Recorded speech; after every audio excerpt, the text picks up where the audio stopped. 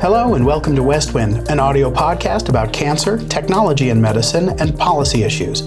I'm host and medical oncologist Dr. Jack West from the City of Hope Comprehensive Cancer Center in the Los Angeles area.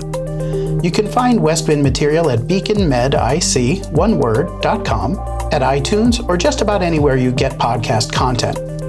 I would just ask that you show your interest and support by subscribing, commenting, sharing by telling friends and colleagues in person and on social media, and rating it however you feel is appropriate. You can also share your ideas and opinions by emailing us at westwindpodcast@gmail.com. This is the second half of my discussion with Dr. Fumiko Chino, who is a radiation oncologist at Memorial Sloan-Kettering Cancer Center in New York, and who has unfortunately experienced the personal perspective on the challenges of caregiving and financial toxicity after her young husband developed and ultimately died from his cancer. Tell me about your decision to go into medicine after what you'd been through. What led to this pivot that I might have imagined would lead you, as somebody who had been struggling with a dying young spouse, to become pretty jaded about medicine? Our interactions within healthcare overall were really good. I mean, his care was excellent. You know, he got treated at MD Anderson. He got treated at Indiana University under Dr. Einhorn, also known as the father of platinum-based therapies. He was someone who actually knew my mother. They served together on the Hoosier Oncology Board. So she was able to kind of pull strings to get him in very quickly with Dr. Einhorn, and that's actually where his therapy started. But he really did receive excellent care. So I think in terms of, my feelings towards healthcare, they're all still positive. I think the billing and the costs, similar to, I think, what I hear from other providers right now, which is like, doctors don't think of that sort of thing, and they don't really think of it as their responsibility. At the time, I also didn't really think of it as their responsibility. So the two things were kind of happening simultaneously. He was receiving care from his excellent physicians who really cared about him, and the billing and the costs and the out-of-pocket expenses were kind of their own thing. So I think, when he was sick, I was aware that it was very serious. It was still an incredible shock to me when he died. I didn't, even though I knew it would happen, I didn't think it would happen. And I think that's the sad dichotomy that almost all caregivers, and even for people who are facing kind of terminal illnesses, that they know it's going to happen, but they don't know it's going to happen, or they just can't, you can't grasp it in your head. It's still like a black hole. And the idea of going into healthcare kind of came up during, when he was getting his medical treatments, because everybody in healthcare is dedicated, is compassionate, is doing something that they think is going to improve the world. And I thought, this is something that maybe I could do in the future. And I was originally going to go to nursing school. I thought, this is, in terms of kind of hands-on care and actually improving the day-to-day life of someone in the hospital, it's absolutely 100% the nurses. And the difference between having like a quote-unquote good nurse and a quote-unquote bad nurse is immense. And so that was kind of my plan. But again, I come from a family of doctors, and you can't fight City Hall. So there was too much of a gravitational pull. Yeah, I think that my sister accurately assessed that I would not be happy long-term in nursing. And she strongly advised that I consider medical school. So, I had an undergraduate degree in fine arts, but I had taken a lot of science classes because even when I was in undergraduate, I had a real passion for biology. So I only had to go back to school for a couple classes before to meet prerequisites for medical school. So that transition wasn't so hard, just given kind of my upbringing and, having been in the hospital when I was, 7 for my mom to treat a spinal cord compression. I knew kind of that not only was it a good career, but that it was really something that could make a powerful, positive change in the world. The idea of me doing research in financial toxicity certainly, never occurred to me until way later. But that sort of fringe benefit of being a physician and now being able to dedicate my life to trying to improve people who might be going through the same thing that I did has been a huge reward for me. So this is all a very new field. How are you finding your work is being received? Is there a big interest in this, or are you still having to kind of carve out a niche that people don't recognize enough? When I went to medical school, it was my second year, and I heard a lecture from Yusuf Zafar, who is a medical oncologist at Duke and has been one of my primary mentors in this research when I was in medical school and then as a resident. When I heard him talk about this idea of financial toxicity, the idea that costs themselves have side effects, so they cause a toxicity that can be, for some patients, insurmountable, it really struck me as being the thing that was missing in terms of we need to treat costs and out-of-pocket expenses as seriously as we would any other side effect. And it's trendy now. It's, you hear the term financial toxicity more and more, and I'm glad. I'm happy to sail along with the trend.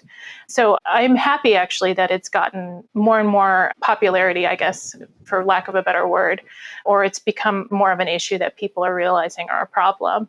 I think that there are still people, though, that they say, well, you know what, this isn't my concern. Or worse, yeah, that happens to some people, but it doesn't happen to my patients.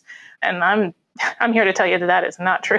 I'm at Memorial Sloan-Kettering, which is, one of the best cancer centers in the world, and our patients are suffering just like anyone else is. And, we can't have an ivory tower idea of what's happening to our patients, because when we have that idea, we're leaving them out to, in the cold. So I'm very happy that every time I do, for example, get an invitation to come talk about financial toxicity, I try to make it happen, because this is, it's important for everyone. And honestly, it's not just important in cancer care. It's diabetes medications is unaffordable. People's EpiPens are unaffordable. Patients who are being treated for MS, their medications are unaffordable. So I think it started as a ground fire within oncology, but it's starting to spread into other medical fields that people are acknowledging that this is a problem. So I'm happy that the term is becoming more and more popularized. What do you see as the responsibility of a physician in making recommendations with potentially quite variable costs? I think that many physicians take pride in recommending treatments without factoring in the cost of that and being cost agnostic. And we have seen some limited information that, and certainly a lot of physicians express that it's hard to find this information even if they want it. So is this something that you think should be a significant factor when physicians are developing a recommended plan, or is this a separate arena? I think cost should be part of shared decision making. And I think even that term shared decision making, like financial toxicity, is something that's really come about in the last decade. We weren't really talking about patients as being part of the decision making process, honestly, even when my husband was being treated. So I think it is very hard to make a good decision about your future as a patient and to have a thorough conversation with your provider about a treatment plan without talking about how costs could potentially affect it. And I don't want to misrepresent the problem. I mean, the majority of people don't have a problem with their costs. The evidence shows that it's, maybe 20 to 40% based on the study. So you're still talking about more than half of people who are doing okay in terms of affording their cancer treatment. And I think for those patients, the conversation can be appropriately very short. But for the patients who are going to potentially have real suffering associated with their costs, I think that considering those effects is important. And I would actually move forward to say it's essential. And I think that what I was taught in medical school was sort of this veil of ignorance. So you design the very best healthcare plan for someone, regardless of their ability to pay. Because if you make a decision, change their treatment plan related to their costs, then you're potentially giving them substandard care. And everyone is concerned about that. I think that is actually a consistent thing that patients have said, going all the way back to the idea of a death panel, that, doctors are going to make these decisions without you. And I think that's, again, going back to shared decision making, the idea that we are in this together. And my goal is to treat your cancer and also not bankrupt you. And some of the decisions we make aren't even related to oncological outcomes. And the example I always give is of Andrew's medication for his blood clot, because he was on Lovenox. I spent my 401k on Lovenox, $100 a shot, BID, $200 a day, $6,000 a month. That's where my savings went. And it's not to say that the alternatives to Lovenox are as good. They're not. We have good evidence of that, but they're not that much worse. And the conversation just was never had in terms of, well, what would an alternative to this be? Because it never occurred to me as a caregiver, never occurred to Andrew as the patient, and never occurred to our provider to even have the discussion.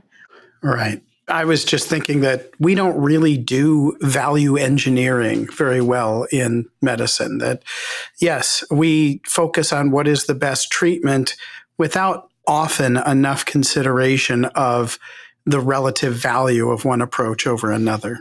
Yeah, so I think value is another trendy word, and I love it. I love the idea that we need to think about what we're getting from something, what is the quality of the result or the outcome, and divided by the cost. And I think, even just the idea that there are many things within our control that have nothing to do with actually fighting cancer that cost money to patients that we are blissfully ignorant of in terms of the costs. So it's not that we need to know how much a CT scan is going to cost this patient, because it's going to be different. I have 5 patients on my schedule tomorrow to see in consult, and a CT scan is going to cost every single one of them something different. And I already know that. And me knowing beforehand what it's going to cost them may not matter. But being able to say, hey, cancer care is expensive and not everyone knows what they're going to pay. But if you do run into problems paying for your care, I want to hear about it, instead of that person who doesn't fill that pain medication or doesn't fill their Zofran and then ends up in a bad way because they have this huge burden of symptoms. And so that's what I want to hear. I want to just normalize that conversation, because as providers, we can't know all of these costs. I think, what's being developed in terms of kind of new technologies to estimate costs, that can certainly help. And I'm very excited about those evolving. And we're kind of starting a project here at MSK to actually try to give people accurate estimations of their out-of-pocket costs. But it's still an evolving kind of paradigm in terms of getting that information to people at the appropriate time. But the conversation that we can have in clinic tomorrow is hey, I'm here to help you. Please let me know. Because I had a woman tell me that she was, 4 months late on her rent, and she was really worried about it. And I was just meeting her. And I thought, wow, she's been on chemotherapy for 6 months. I'm glad that I'm talking to her now. But the real time to intervene for that woman was not now when she's 4 months late on her rent. It was 5 months ago. And so, again, I hear the stories because I ask, and sometimes just a matter of asking. I think that's a great point, that as you relate, getting detailed information about what people are going to be spending on even the same medications or radiation or whatever intervention is very challenging, if not completely elusive. But opening up to patients to encourage them to share their concerns and problems with financial toxicities is certainly something that hasn't been routine, but is completely achievable. And I think that's a great point. It reminds me of what I'd heard about, sexual dysfunction, for instance, in patients, and the idea that, you may not have seen patients with sexual dysfunction, but they've seen you, and, that you don't find a fever if you don't take a temperature. So this is an important thing to be at least exploring. And we definitely aren't going to be able to address it if we don't ask and try to assess the magnitude of the problem better. We were ashamed of our costs, of the fact that we couldn't afford the medication. We were terrified that, at some point, his cancer care would just stop if we couldn't pay anymore. But we honestly didn't think it was his doctor's job to try to, address it. We didn't think that it was appropriate to mention it to the physician. And even, again, to go back to the Lovenox, we didn't realize that there might even be an alternative that might be cheaper. And so when we were talking about, his pain medication or the Zofran, which costs $30 a pill, or any number of the things that actually weren't related to his actual oncological care plan, that, in terms of killing cancer, just the supportive medications alone, that was actually the hard kind of day-to-day expense of his treatment, was actually just paying for those medications. Because for medications, you need to go to the pharmacy, you need to give them money, and they will hand over the pill. As opposed to, for example, his chemotherapy, we were getting bills. It was hundreds of thousands of dollars, but it was in the background. It was not an immediate thing that we needed to pay for, because it was just essentially accumulating debt. But the things that you need to go to the pharmacy to pick up to, not throw up, 40 times a day, was a real hardship. And it was a reality we needed to face, basically I was going to say every 30 days, but he would often run out early of some of his medications. So we would have to address it sooner. And every time he threw up after taking Zofran, I would clean up the mess, which was just sad. When you're trying to get someone to eat so much, you just want to get them a little bit of calories. And then they not just throw up the few amount of calories that they've eaten, but they also throw up the Zofran pill, which costs $30. And then you have to clean it up. That is excruciating. And it's something that I never want on my worst enemy. I'm sorry. Let's talk about other things that we do in medicine, which is sometimes promote treatments that are the latest and greatest, not always with the best evidence. And some of that is within radiation oncology, your own field, which is not to say it doesn't happen in medical oncology and surgery and all sorts of other settings. But you've mentioned proton beam therapy as, an issue that certainly costs a great deal. There's a premium for that. Can you offer your thoughts about this concept of really some of the leading centers promoting these things, advertising, and being somewhat market-driven, but having the rationale and the appeal of it run ahead of the actual clinical data? We have gotten in front of the evidence for some of these advanced technologies. And I think proton therapy is certainly a good example of that. I think most recently, in the New England Journal of Medicine, they published a story about minimally invasive surgery for cervical cancer. Again, a more advanced technology that actually decreased overall survival. And so it was rapidly adopted. And now we're in a situation where we know that for many people, it might actually physically be harming them. Now, I don't think proton therapy is hurting people, but I do know that it is incredibly expensive. And even if you want to say worst case scenario, you're having someone pay out of pocket for it because they're so convinced that it is going to be better for them, that has a real effect on obviously that person's life, because they don't have that $100,000, but also leads to this whole kind of forward feeding that this is a commodity. And I think we need to do the evidence. We need to run the clinical trials that actually shows who it's best for, and to realize that protons, just like robotic surgery, just like laparoscopic minimally invasive surgery, that there are people that it's best for, that it's needed for, but that it's not everyone. There was just a patient in my office claiming that I was denying her proton therapy because I said it's not advised for you. It would be considered experimental for this specific condition. And she pointed me to the website of the Proton Center that said, hey, we treat this condition. And I won't go into specifics for fear of HIPAA violations, but it is not something that should be treated with proton therapy. So I think it's a real problem because at this point, specifically, for example, for protons, that it's it's an advertisement. It's, we have this thing, this advanced technology. And then you have patients coming in who demand it. And they say, well, I read that it caused no side effects and it cures cancer better. And I don't understand why you're not giving it to me now. And it's very hard to walk someone back from that when they come into your office and they say, I watched a TV commercial and it's the best. So why aren't you giving me the best?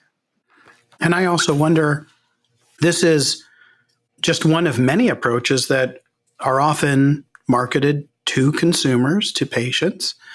And that is often at our own centers or are being advocated, highly recommended from the professional conference podiums. This is something that is from the leadership of many illustrious places. Are you facing any blowback? Are you concerned about that, about not towing a party line by tapping the brakes on this and saying, this is not something that should be advised from our own centers or our own leading people, at least broadly beyond the limited data we have? I think that it's a balance of what is best for your patients, what is best for kind of the healthcare system, and then sort of what's the institutional inertia. And one thing that I am very proud of about, at least at Memorial Sloan-Kettering, is that we do try to use protons appropriately or in a clinical trial. And if we are going to say that there might be a role for proton therapy for this particular situation, then let's collect the evidence. Let's show that it actually benefits people. Let's show that it's well tolerated. And I think the potential long-term consequences of protons are still really not well known. We have some idea that they reduce late toxicity, but in certain situations, maybe they might even worsen others. So, for example, the most recent published in JCO evaluation of proton therapy for breast cancer showed that actually the rate of rib fracture was, I believe, 7%, which is higher than with photons. And so we think, well, we're trading some potential late toxicity for other late toxicity in certain situations. So again, I think we need to be very careful to balance what we're doing because it's new and innovative and what is still best for the patient right in front of us. And, I do try to challenge the status quo in terms of specifically within radiation oncology. There's always this newer, better, best. And I want the highest dose of radiation with the most image focus to this tumor without realizing that some patients aren't going to get the benefit from that advanced technology. And 8 Cray times 1 to a painful bone metastasis is just as good if someone, unfortunately, is going to die within the next month. And it's not a conversation that you should be having, nor is it appropriate to think about how do I maximize the technology for this patient when the true question is how do I maximize their improvement of their pain, their symptom burden? How do I minimize the treatment time for them? And that's something I think that is often not considered in some of these more advanced technology, especially in the metastatic setting, is that all of these take a lot more time for our patients. And someone who's in pain is just in pain. Just treat them simply and get rid of their pain. And then in the future, if they need additional treatment, do something more elegant. But sometimes the simplest technology is the best. Well, I think it's always a great message to highlight that there is no one right tool for every job. And I think personalizing, individualizing is appropriate, whether we're talking about targeted therapy for a specific molecular alteration or evaluating what is the best radiation approach for somebody based on their own tumor and social circumstances, as well as what they need to get palliated. So thank you so much for sharing your story, your perspective. I know much of it's been quite painful. I really appreciate your candor and your openness. And I think you're doing great things. So I really appreciate your taking the time today. Thank you so much for having me. And if there's one thing I want to leave you with, it's just the idea that we need to have better conversations with our patients. And I know that there's no provider out there that says, oh, I want to have bad conversations. But I think truly listening, if there's time in your day, just have that open moment with your patient so that they can feel like they can bring up something that they've maybe been holding back. And we just don't listen enough to our patients. And I think that's the one thing I want to leave you with. A great closing thought. Thank you.